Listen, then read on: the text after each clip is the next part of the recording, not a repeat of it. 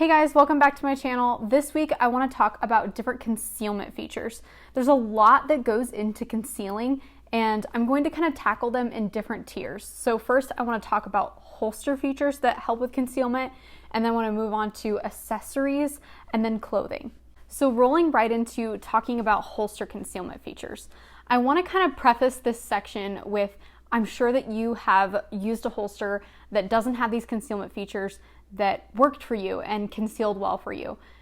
This is not the end-all be-all. I'm just wanting to communicate some of those fine-tuned things that I've seen really help other people and have made a massive difference for me, not only in concealment, but in comfort. So some of the things that we're going to cover in this holster portion of the video is the length of the muzzle on the holster. We're going to talk about ride height adjustment, and we're going to talk about the rounded portion on the bottom of the holster, as well as the wing attachment. So first I want to talk about the muzzle length on the holster. So you can see that these two holsters are about, if not the exact same length from top to bottom, from the top of the sweat guard to the bottom. And this is actually a Glock 42 holster, and this one is a Glock 48 holster. If you know anything about those guns, you know that they're very different sizes, yet, and the muzzle especially is a very different length, but yet you still see that the Glock 42 holster is actually the same length as the Glock 48. And from this company in particular, this holster is for the Glock 48, but it can also fit the Glock 43 and the Glock 43X. So the reason for this feature is to actually keep the grip of the gun from actually tipping away from your body. So picturing this as my body, if all the weight of the gun is up in the grip where all of the rounds are being held, at least a majority of the weight. So even if we're using a good belt, having a shorter holster, especially for like a gun like the Glock 43X, and maybe with a shield mag, you're carrying 15+1 and you have that shorter Glock 43 muzzle on there. So what the longer length holster is going to do, it's going to have more contact with your body, and it's going to actually keep the holster from tipping away from you because of that surface area there. And another really big plus side to this feature on the holster is it really helps to prevent hot spots on your stomach and on your pelvis. The next feature that I want to talk about that helps with concealment on the holster end of things is the ability to adjust the ride height of your clips. This holster in particular has two different locations where you can attach clips. On my Glock 48 holster, you can see that I use the polka dot loops. So on that holster, I use these little holes here. And then on this one, I'm using a discreet carry Concept Mod 4 clip, and that's attached down here on the bottom. Typically, I would have two clips here, but for the sake of time, I did only put one on there. Just to kind of show you that these three hole options allow you to choose where you want the gun to ride on your belt line. And that's just really nice, just depending on your outfit or depending on what's just comfortable for you in general. Having the option to adjust your ride height is just another way to personalize your holster and make it comfortable for you personally. The next holster feature I want to talk about is the wing attachment. The wing is this little guy right here. This one in particular is called the Dark Wing, and this one here is the Mod Wing. I really prefer the Dark Wing. I just like how it tapers up all on its own, and it makes awesome contact with your belt. So the point of the wing is to actually press up against your belt and push the grip of the gun in closer to your body. This helps with concealment for really obvious reasons. Typically what's going to be printing when you're carrying is the grip of the gun. So when we put a wing attachment on here and it presses the grip of the gun in closer to our body, that helps us to conceal the grip even better. The closer it is to us, the better. If your holster set up when you look down and your grip is actually sitting off of your body, that's probably going to prove to be problematic for you. It may even be uncomfortable. So that's what the wing attachment is supposed to do for you as far as concealment goes. The next feature I want to talk about is the rounded muzzle at the end of the holster. You'll see that this holster has a little bit of a rounding here at the bottom. It's not going to be poking you like crazy, but it is an open-ended holster. And I've found that having that rounded portion there is just one less thing to kind of create a hot spot on you and to press into you. So when you have that rounded edge, as you can imagine, it's just generally more comfortable. That's not really a concealment feature. It's just more of a comfort thing. The next thing I want to talk about are the different accessories that can be helpful for concealment. First, I want to talk about gun belts. So the reason that gun belts are actually really useful to have as a part of your everyday carry is because they actually work to function with the wing on your holster. So if the wing is placed on a holster and you put it inside your waistband with just a pair of leggings, there's no tension on that wing to actually push the weight of your grip into your body. So it's really just kind of creating an extra bulge in your pants. The reason that the gun belt kind of comes to play in here is because that is wrapped around your body and it acts as something for the wing to counteract with and press up against, and that pressure is what ultimately results in the grip actually being pushed into your body. Another plus to using a solid gun belt is the rock solid draw that typically comes with it and the comfort of actually having the weight distributed across your body. I personally feel that having a gun belt and selecting a gun belt is a very personal process, and what works for me very well might not work for you.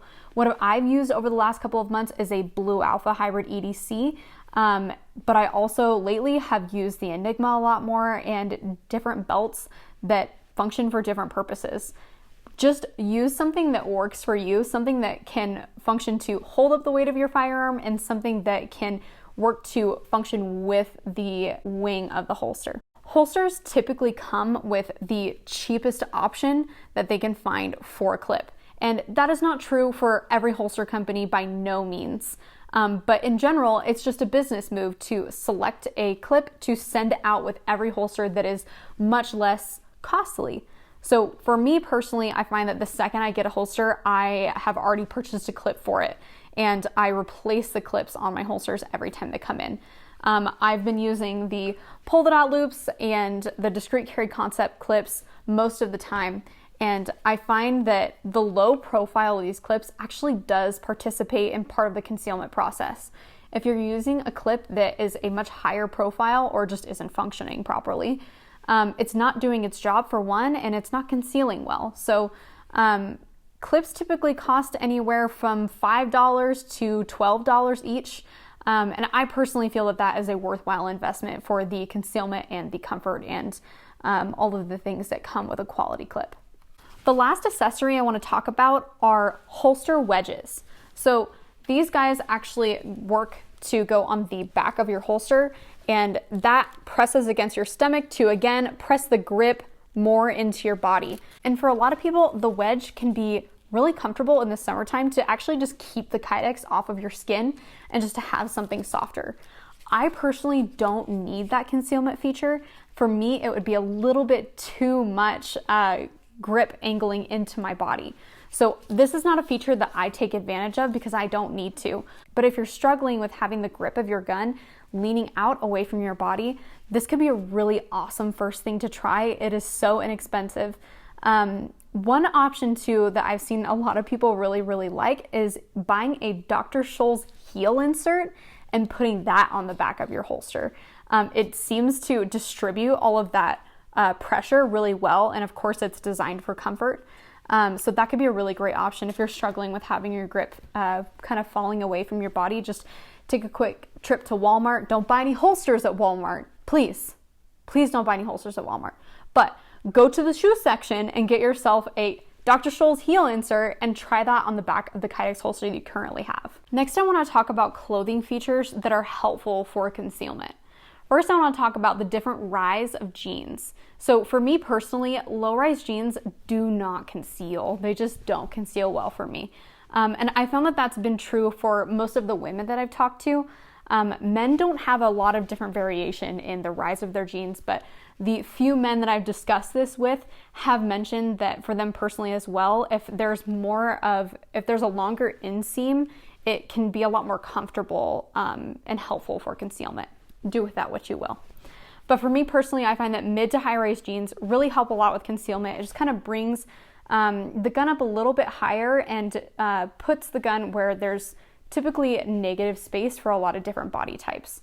And again, this might not work for you, but for me personally, it works for me to wear mid or high rise jean just to bring that gun up a little bit higher. The next thing I want to mention is the fabric of your top that you're wearing.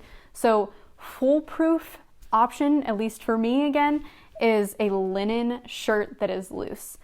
I feel like if nothing else works, if you're carrying in a safe holster, but the concealment features are just not working in conjunction for you all at once, I find that the quickest band-aid is getting a looser fitting linen shirt to wear, and that kind of creates almost a wall of concealment regardless of wind or whatever, because linen has its own structure to it.